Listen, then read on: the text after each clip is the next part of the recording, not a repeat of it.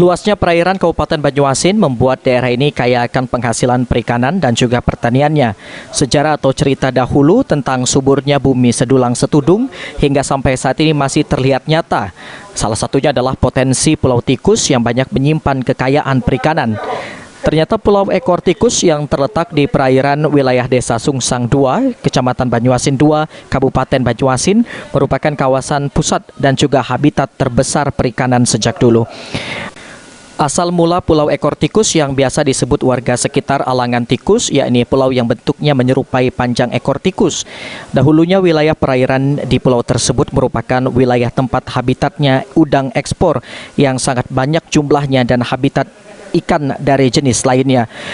Akses menuju pulau yang sangat asri tersebut tidak jauh dari lokasi Desa Sungsang II dan panorama alam indah akan terlihat ketika matahari pagi muncul dan matahari tenggelam saat melihat dari pulau tersebut.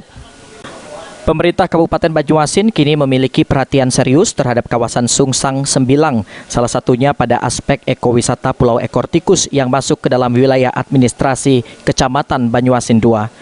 Sulaiman, PAL TV.